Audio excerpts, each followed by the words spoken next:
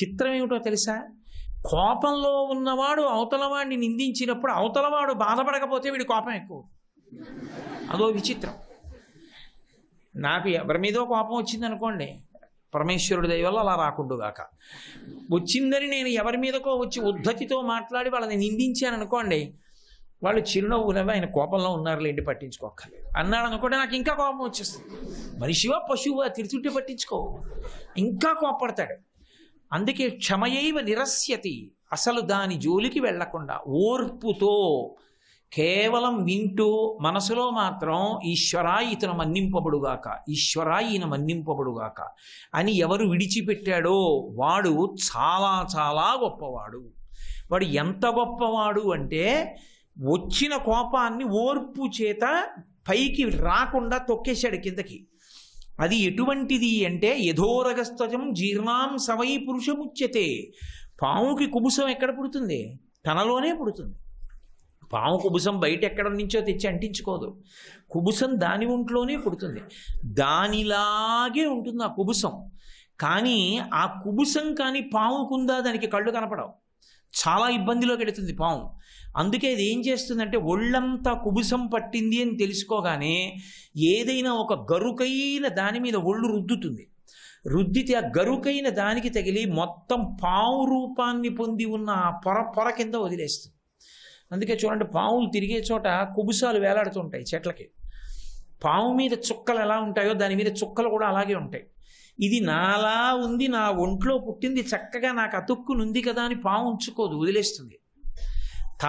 తనలో పుట్టిన కుబుసాన్ని పాము తానే ఎలా వదిలేస్తుందో తనలోంచి వచ్చిన కోపాన్ని తాను అలా వదలగలగాలి.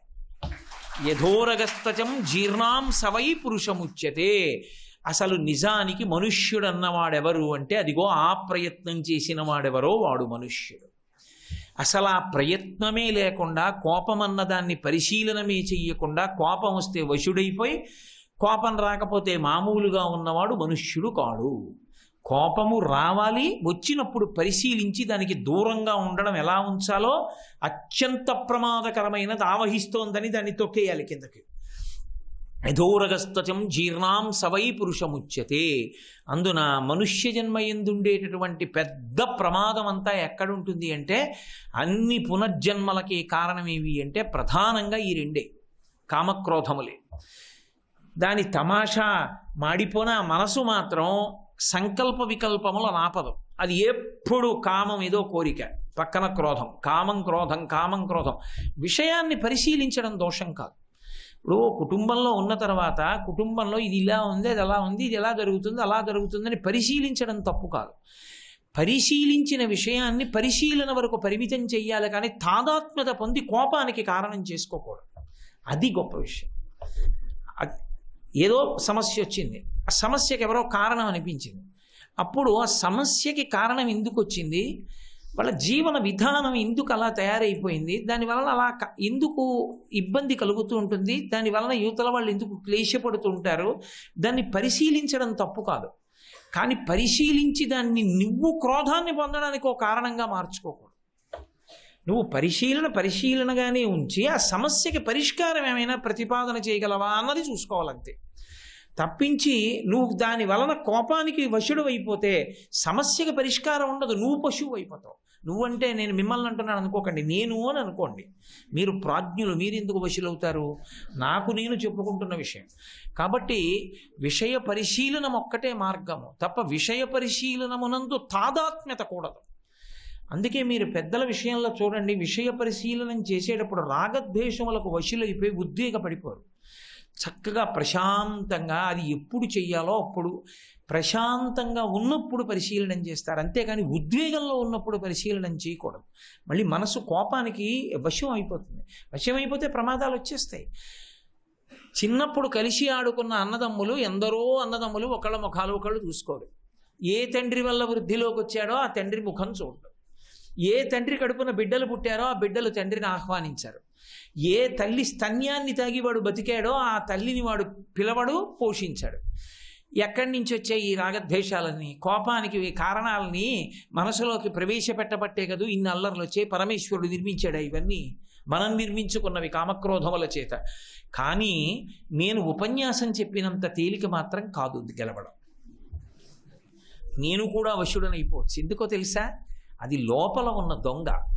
అందుకే శంకరులు అన్నారు, బయట దొంగని పట్టుకోవడం తేలిక, ఇక్కడే కూర్చున్న దొంగ ఎప్పుడు ఎత్తుకుపోతుందో. జ్ఞానరత్నాపహారాయ తస్మాత్ జాగ్రత్త జాగ్రత్త. వస్తోంది అని కనిపెట్టడం అలవాటు అవ్వాలి. ఓ కోపం వస్తోంది, లోపల లేస్తోంది అని అలవాటు చూసి వెంటనే తప్పుకోవడం అలవాటు చేసుకోవాలి. చేసుకోలేదో వశుడైపోతాడు అంతే దానికి. అది వెంటనే క్షణాల మీద ఉన్మాదం తీసుకొచ్చేసి పట్టేస్తుందండి. ఇది నేనేదో చాలా పెద్ద విషయాన్ని, ఎవరికీ తెలియని విషయాన్ని ప్రతిపాదిస్తున్నానని మీరు అనుకోకూడదు. మీరందరూ నిత్య జీవితంలో చూస్తున్నవి, అనుభవిస్తున్న విశేషాలనే నేను శాస్త్రపరంగా ప్రతిపాదిస్తున్నాను. శ్రీరామాయణంలోనే కామక్రోధముల నుండి తప్పుకోవడం ఎంత కష్టమో, ఎన్ని వేల సంవత్సరాలు పడుతుందో తప్పుకోవడానికి ఒక ఆఖ్యానం ఉంది. అసలు నిజానికి ఆ కథ ఎవరి పరంగా జరిగిందో వాళ్ళ పేరు మీదే ఆ కాండ వచ్చింది, బాలకాండ. చాలామంది ఏమనుకుంటారంటే బాలకాండ అంటే రామచంద్ర ప్రభువు యొక్క బాల్యాన్ని చెప్పింది కాబట్టి బాలకాండ అనుకుంటారు. కాదు, బాలుడు అన్న మాటకు అర్థం ఏమిటంటే, అందుకే విఘ్నేశ్వరుడికి తమిళ దేశంలో ఒక పేరు, ఆయన్ని పిళ్ళై అంటారు. పిళ్ళై అంటే పెద్ద కొడుకు. పెద్ద కొడుకు అంటే ఎప్పటికీ పెద్ద కొడుకే, ఆయనకేం వయసు వచ్చేది, ఎప్పుడు పిల్లల్లాగే ఉంటారు వాళ్ళిద్దరు. విఘ్నేశ్వరుడు సుబ్రహ్మణ్యుడు ఇద్దరు పిల్లలే తప్ప వాళ్ళకి పెద్దరికం రాదు ఎప్పటికీ. వాళ్ళకి పెద్దరికం ఎప్పటికీ రాదు. వాళ్ళు పరమశివుడికి పిల్లలే అన్న మాటకు అర్థం ఏంటంటే పెద్దరికం రాని పిల్లలుగా అలా ఉంటారు. అందుకే పిల్లాళ్ళ గోచి పెట్టుకుని ఒక చోట నించుని ఉంటాడు సుబ్రహ్మణ్యుడు. ఎందుకని అంటే ఒక్కటే కారణం, ఎంత తొందరగా కోపం వస్తుందో అంత తొందరగా ప్రయత్నం లేకుండా పోతుంది. ఎవరికి అంటే పిల్లలకి. వచ్చిన కోపానికి సంబంధించిన మరక మనసు మీద ఉండదు వాళ్ళకి. నాన్నగారండి ఇంకో కాజా పెట్టండి అంటాడు. ఇన్ని తినకూడదు ఒక్క రోజున, నీకు కడుపులో నొప్పి వస్తుంది, రేపు ఇస్తాను మళ్ళీ ఇంకో కాజాలు తినేస్తావు, మంచినీళ్ళు తాగేస్తావు, అక్కడి నుంచి కడుపులో తిప్పుతుందంట. ఒకటే అంటాడు తండ్రి. తండ్రిరా, అయ్యో మనకి తెచ్చినవాడు ఆయనే అని ఉండదు వాడికి. ఒక్క కాజా పెట్టమంటే పెట్టవు అని ఒక్క దెబ్బ కొడతాడు. నోరు మొయ్యి అంటాడు తండ్రి. వెళ్ళి అక్కడ ఏడుస్తూ కూర్చుంటాడు. ఒక్క 10 నిమిషాలు అవ్వదు, రే బయట పార్క్లోకి వెళ్తాను, నువ్వు వస్తాయంటే అంటే వచ్చేస్తున్నాను నాన్నగారండి, నేను పరిగెత్తుకు వచ్చేస్తాను. రేపు వాడిని అడిగారు అనుకోండి, మళ్ళీ కాజా పెట్టేటప్పుడు ఎరా నిన్న నువ్వు తిట్టావు, అసలు వాడి మనసు మీద మరక ఉండదు. పెద్దరికంలో వచ్చేటటువంటి ఇబ్బంది ఏమిటంటే అన్నీ గుర్తుంటాయి. అవి 1963లో ఈయనేనండి నన్ను ఇబ్బంది పెట్టాడంటాడు. సంవత్సరం తారీఖుతో సహా గుర్తుంటుంది పెద్దరికం వస్తే. ఎన్ని గుర్తుండవు పిల్లలతనంలో.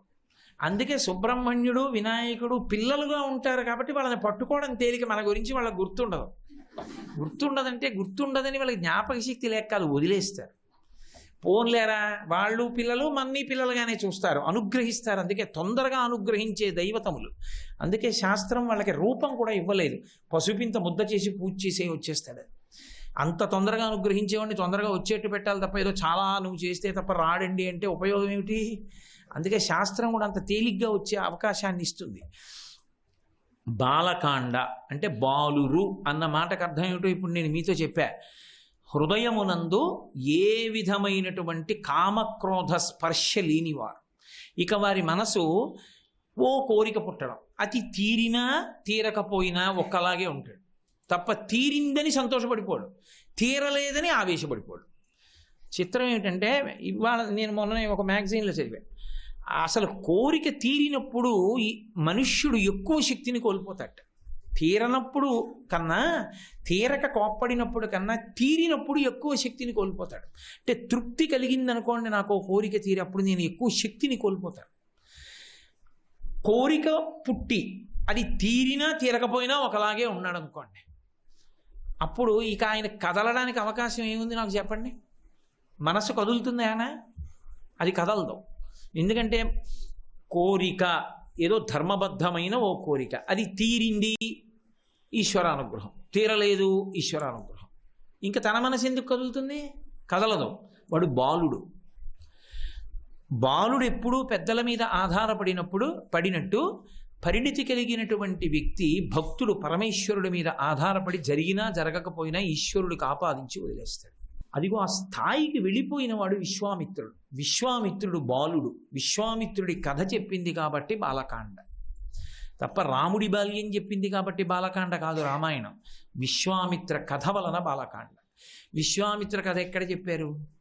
రామాయణం బాలకాండలో మొదట చెప్పలేదు, చిట్ట చివర సీతా కళ్యాణానికి ముందు శతానందుల వారు చెప్పారు.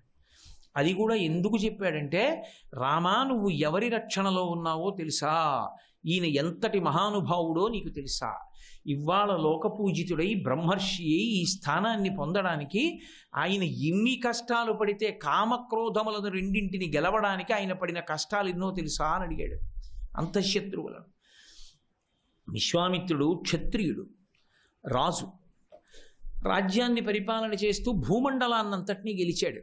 ఒక అక్షౌహిణి సైన్యంతో తిరుగుతుండగా ఒక అరణ్యంలో ప్రవేశించాడు. వశిష్ఠ మహర్షి ఆశ్రమం కనపడింది. చక్కటి చెట్లు, పుష్పవాటికలు, పెంపుడు మృగాలు, శబల అనబడేటటువంటి కామధేనువు, అనేక మంది వేదాధ్యయనం చేస్తున్న బ్రాహ్మణులు, తపస్సు చేసుకుంటున్న ఋషులు, వీళ్ళందరితోటి ఆ వశిష్ఠ మహర్షి ఆశ్రమం ఎంతో శోభస్కరంగా ఉంది. అందులోకి విశ్వామిత్రుడు ప్రవేశించాడు. అప్పటికైనా కోపధారి అయి ప్రవేశించలేదు. ఎంతో వినయంగా సైన్యాన్నంతటినీ ఒక పక్కన విడిచిపెట్టి పాదచారి అయి వశిష్ఠ మహర్షి ఆశ్రమంలోకి వెళ్ళి హే బ్రహ్మన్ అని పిలిచి ఆయనకి నమస్కరించి, వచ్చినవాడు రాజు కనుక ఆతిథ్యం ఇవ్వాలి కనుక అర్ఘ్యపాద్యాదులను ఇస్తే స్వీకరించి, వశిష్ఠుడు పెట్టినటువంటి ఆ కందమూలములను భుజించి నేను బయలుదేరుతాను, మీరు నాకు ఇంత ఆతిథ్యం ఇచ్చారు, ఎంతో సంతోషిస్తున్నాను, ఇక నాకు సెలవు ఇవ్వండి అన్నాడు. అంటే వశిష్ఠుడు ఒక ధర్మాన్ని పాటించాడు. నేను గృహస్థుని, నువ్వొక్కడవే కాదు, నీతో అక్షౌహిణి సైన్యం వచ్చింది. సైన్యంలో ఎన్నో వాహనాలు ఉన్నాయి, ఏనుగులున్నాయి, గుర్రాలున్నాయి, అన్నీ ఉన్నాయి. ఆకలి అన్నది ఊర్మి, మనిషి యొక్క ఉపాధిని, అది ఏ ఉపాధి అయినా సరే బాధిస్తుంది. అది అందుకే షడూర్ములు అంటారు. 6 ఊర్ములు సముద్రంలో కెరటాలు ఎలా వస్తుంటాయో అలా ప్రతి శరీరాన్ని అవి కొడుతుంటాయి, మార్చి మార్చి మార్చి మార్చి కొడతాయి. కెరటం లోపలికి వెళ్ళిపోయిందని ఊరుకోదు, మళ్ళీ వస్తుంది. అలా ఆకలి, దప్పిక, జరా, మరణము, శోకము, మోహము, ఈ 6 ఊర్ములు అంటారు వాటిని. ఇవి కెరటాలు. దేన్ని కొడతాయంటే ఈ లంకని కొడుతుంటాయి. లంక ఎక్కడ ఉంటుందంటే దక్షిణ సముద్రం దగ్గర ఉంటుంది. దక్షిణం వైపు ఏముంటుందంటే శ్మశానం ఉంటుంది. శ్మశానం దగ్గర ఉండే లంక ఇది దక్షిణ దిక్కున ఉంటుంది. ఎందుకంటే ఎక్కడ ఎంత పెద్ద పెద్ద పట్టుపరుపుల మీద పడుకున్నా చిట్ట చివరికి లంక దక్షిణానికి చేరిపోతుందంటే శ్మశానానికి వెళ్ళిపోతుంది. ఇది సముద్రపు ఒడ్డున ఉంటుంది. దీన్ని కొడుతుంటాయి కెరటాలు. ఏమిటా కెరటాలంటే 6. ఆకలి, కెరటం వచ్చి కొట్టింది, పలహారం పెట్టారు, తినేశాం, అమ్మయ్య, ఇక మళ్ళీ వారం రోజులు ఉపన్యాసాలు అయిపోయే వరకు తినక్కర్లేదని ఉండదు.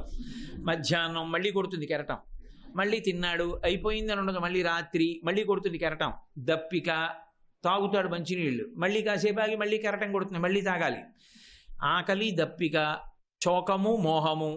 పరమేశ్వరుడు అన్నీ ఇచ్చినా దేనికో దానికి ఏడుస్తూ ఉంటాడు.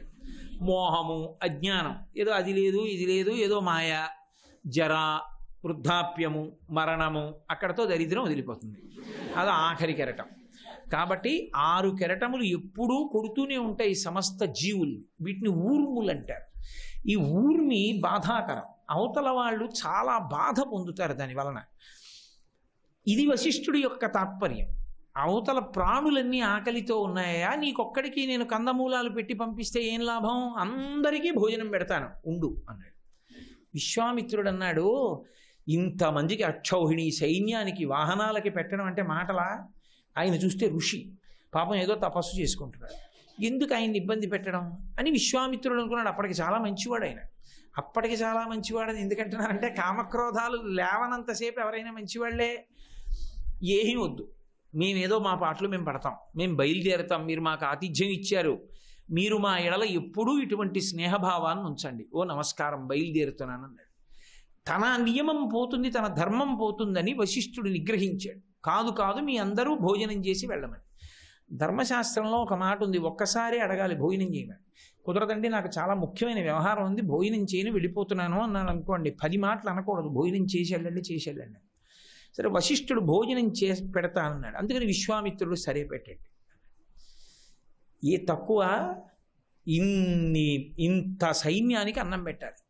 ఏదో ఇంకా వంట పాత్రలు రావాలి, బియ్యం ఉడకయ్యాలి, ఏదో కూర ఉండాలనుకున్నారు. ఆయన ఏం చేశాడు, వశిష్ఠుడు అకస్మాత్తుగా శబళా అన్నాడు. అక్కడ కామధేను ఉంది, అది వచ్చింది. శబళా అతిథులు వచ్చారు, ఇంత సైన్యం, విశ్వామిత్రుడు, ఆ తర్వాత వాహనాలు. ఎవరికి మనసులో ఏ పదార్థం ఇష్టమో ఆ పదార్థములను సృజించు అన్నాడు. వెంటనే నానాస్వాదు రసానాంచాషాఢబానాం స్తథైవచ భాజనాని సపూర్ణాని గౌడాని చ సహస్రశః అన్నారు మహర్షి. కూరలు, పచ్చళ్ళు, పులుసులు, నంచుకునేవి, నాకేవి, తాగేవి, కొరికేవి, తినేవి, పెద్ద పెద్ద పాత్రలతోటి అసంఖ్యాకంగా వచ్చేసాయి. ఎవరికి ఏ పదార్థం ఇష్టమో ఆ పదార్థం వడ్డన జరిగిపోతుంది. ఇంతమంది వడ్డించే వాళ్ళు వచ్చేసారు. ఎంతసేపు వాళ్ళు కాళ్ళు కడుక్కు రావడమే ఆలస్యం, వేసేసి ఉన్నాయి విస్తళ్ళు.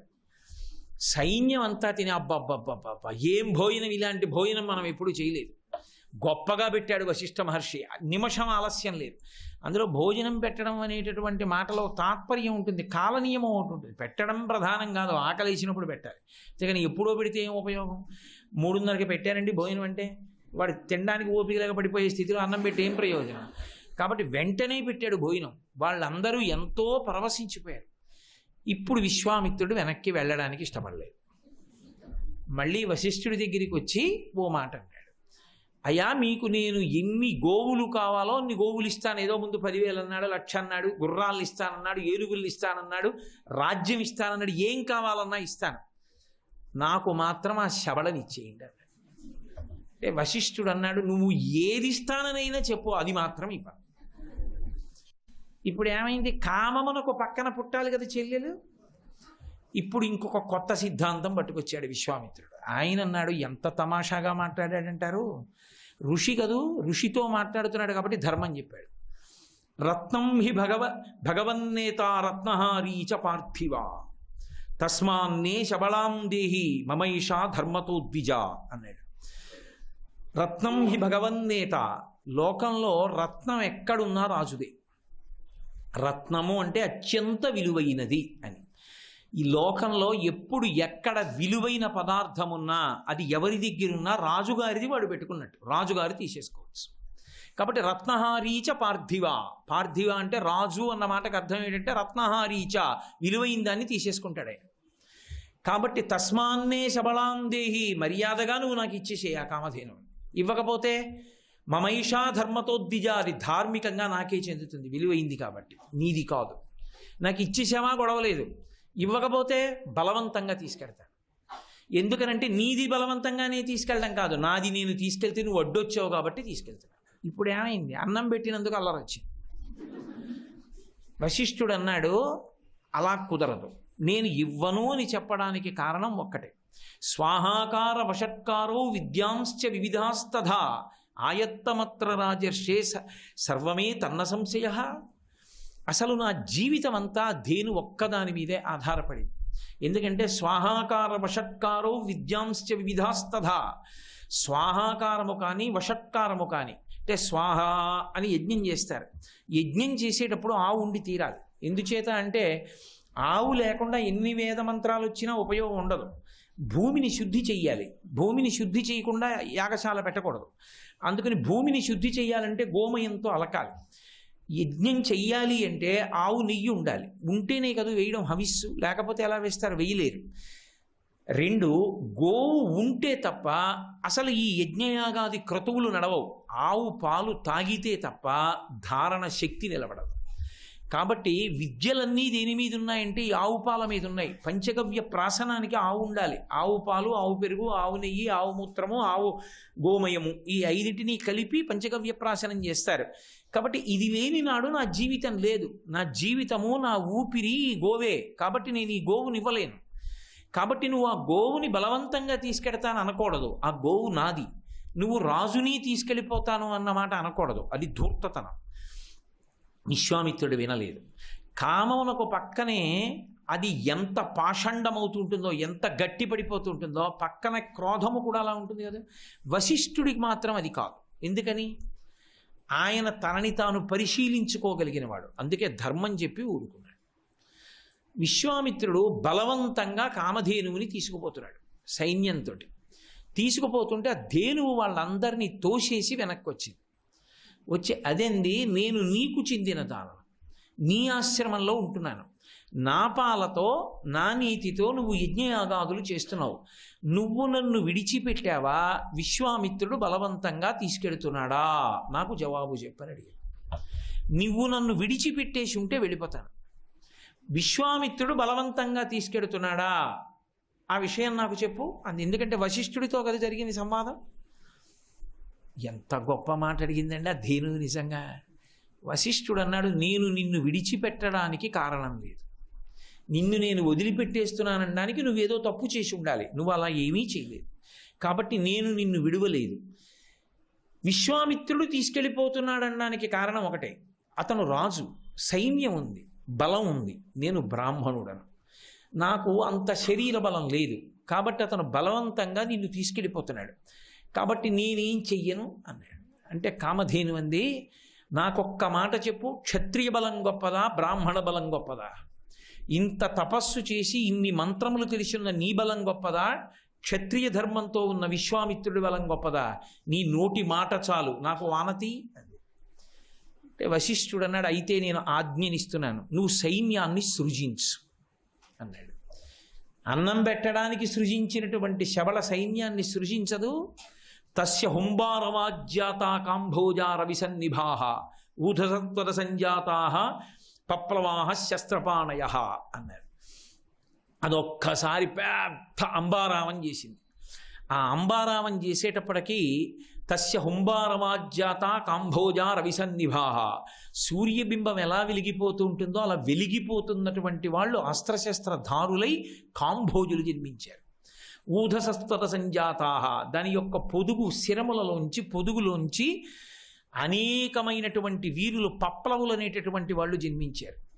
దాని యొక్క యోని నుండి యవనులు జన్మించారు. అలాగే దాని యొక్క గోమయాన్ని పేడ వేసేటటువంటి స్థానంలోంచి శకులు జన్మించారు.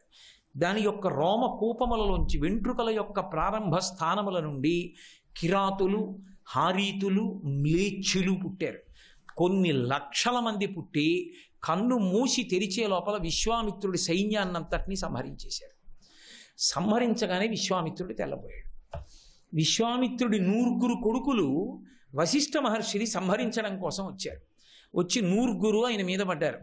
ఆయన ఒక్కసారి హోం అన్నాడు, హూంకారం చేశాడు. ఆయన క్రోధంతో హోం అనేటప్పటికీ ఆ అగ్ని జ్వాలకి 100 మాడి మసి అయి బూది కుప్పలై కింద పడిపోయారు. ఏకకాలంలో సమస్త సైన్యం నశించిపోయింది. 100 కొడుకులు పోయారు. తన దగ్గర ఉన్నటువంటి వాహనములన్నీ పోయాయి. ఒక్కడు నిలబడిపోయాడు విశ్వామిత్రుడు. చూశాడు, అబ్బో ఈ వశిష్ఠ మహర్షిని ఓడించడం అంత తేలిక కాదనుకున్నాడు. కానీ వశిష్ఠుడి మీద విపరీతమైన క్రోధం పుట్టింది. ఎలా ఈ వశిష్ఠుడిని ఓడించడం అని ఒక్క కొడుకు మిగిలిపోతే వాడిని పిలిచి వాడికి పట్టాభిషేకం చేసి ధార్మికంగా రాజ్యపాలన చేయి, ఏ తపస్సు చేత వశిష్ఠుడు ఇంత గొప్పవాడయ్యాడో అదే తపస్సు చేత నేను శక్తి సంపన్నుడనై వశిష్ఠుడిని పడగొడతానన్నాడు. ఇదో చమత్కారం. ఎందుకో తెలుసా అండి? అలా అనరు ఎవరు. రాత్రి వచ్చి పొడి చేస్తాను లేకపోతే ఇంకో 10 మందిని పంపిస్తాను అంటాడు. విశ్వామిత్రుడు అలా ఎందుకయ్యాడు అంటే, ఇప్పుడు నేను ఆ కథ అంతా చెప్పడం చాలా కష్టం. మహాభారతం ఆరణ్య పర్వంలో ఉంది. ఆ మహానుభావుడు అంతకు ముందు పరశురాముడి యొక్క తాతగారు ఇచ్చినటువంటి పాయస పాత్రను కౌగలించుకోవలసిన చెట్లు మారిపోయినప్పుడు బ్రహ్మతేజస్సులో వెలగవలసిన వాడు క్షత్రియ కుటుంబంలోకి వచ్చేసాడు. ఆ కారణం చేత విశ్వామిత్ర మహర్షి తపస్సు చేయడానికి నిశ్చయించుకున్నాడు. కారణమేమి అంటే, లలితా సహస్రనామ స్తోత్రంలో అమ్మవారికి ఒక నామం ఉంటుంది, క్రోధాకార అంకుశోజ్వల అని. క్రోధస్వరూపమైనటువంటి అంకుశము ఉత్జ్వల, పైకి ఉండి ప్రకాశించుచున్నది అని ఒక చేతిలో. క్రోధాకార అంకుశోజ్వల అంటే క్రోధాకారమైన అంకుశము అన్న మాటకు అర్థం ఏమిటి? అన్నిటికన్నా చాలా పెద్ద జంతువేది అంటే లోకంలో ఏనుగొక్కటే. ఆ ఏనుగుకి లొంగిపోవడానికి కారణం ఏమిటి అంటే, ఏనుగు తల మీద అంకుశం పెట్టి పొడిచినప్పుడు దాని తలలో విపరీతమైన బాధ కలుగుతుంది. ఆ పోటు తట్టుకోలేక అది లొంగిపోతుంది. క్రోధం అనేటటువంటిది అవతల వారి మీద ఎంత పని చేస్తుంది తెలియదు. నేను ఇందాక మీతో చెప్పాను కదా, సర్వం శ్రీ సీతారామచంద్రమూర్తి పరబ్రహ్మార్పణమస్తాను అనుకోండి, ఎవరో తిట్టితే నన్నేం చేయదు, నేను అలాగే నవ్వుతూ ఉండి నా పని మీద నేను పోతాను. కానీ ఎవడు తిట్టాడో, ఎవడు కోపానికి వశుడయ్యాడో వాణ్ణి మాత్రం అంకుశం పొడిచినట్టు పొడిచేస్తుంది క్రోధం. ఏమిట్రా అంత తిట్టినా పట్టించుకోడు, ఎంత పని చేశాడరా అని తలుచుకు ఆవేశపడిపోతాడు. పైర్సింగ్ అంటారు ఇంగ్లీష్లో. అలా పొడిచేస్తుంది. పొడిచేసి రక్తపోటు ఎక్కువైపోయి, ఊపిరిలు ఎక్కువైపోయి, ఆయుర్దాయం తక్కువైపోయి. నేను కాకినాడలో ఒక ఆయన్ని చూశాను కూడా, పెద్ద పేరు ఎందుకు చెప్పాలి, బాగుండదు, పెద్ద కేకలేస్తూ గుడ్డెపోటు వచ్చి చచ్చిపోయాడు. అది ప్రమాదకరమైన స్థితికి వెళ్ళిపోతుంది కూడా. కాబట్టి క్రోధాకారాంకుశోజ్వల. అయితే మరి అమ్మవారి చేతిలో ఉన్న అంకుశాన్ని చూడటం ఎందుకు? ఏ అంకుశం పట్టుకుంటే అంత పెద్ద ప్రాణి ఏనుగు లొంగుతోందో, అమ్మవారి చేతిలో ఉన్నటువంటి అంకుశం వంక చూస్తే మనం పట్టుకోలేనంత పెద్ద కోపం లొంగుతుంది. ఎలా లొంగుతుందో తెలుసా? బాగా కోపం ఉన్నవాళ్ళు అమ్మవారి అంకుశం వంక చూస్తూ కుంకం వేస్తూ రోజు నామాన్ని సంపుటీకరణం చేస్తే 2 లక్షణాలు వస్తాయి. ఒకటి, తన కోపం మీద కోపం రావడం మొదలవుతుంది. ఏమిటండి నాకు ఈ కోపం అయిందానికి కాందానికి అంటే కోపాన్ని పరిశీలించుకోవడం మొదలు పెడతాడు. 2, క్రోధాకారాంకుశోజ్వల అంటే కోపము సాధన కింద మారిపోతుంది. కోపం ఉన్నప్పుడు అవతలవాడి మీద పగ తీర్చుకోవాలని ఎంత వ్యూహాలు నిర్మిస్తాడో, కోపం ఉన్నటువంటి వాడు భగవద్భక్తి సాధన యందు అంత తిరిగిపోతాడు. ఆ పట్టుదలంతా సాధనలోకి వెళ్ళిపోతుంది. ఆ అంకుశానికి ఆ శక్తి ఉంది. శ్రీ ఉమామహేశ్వర పరబ్రహ్మార్పణమస్తు. స్వస్తి.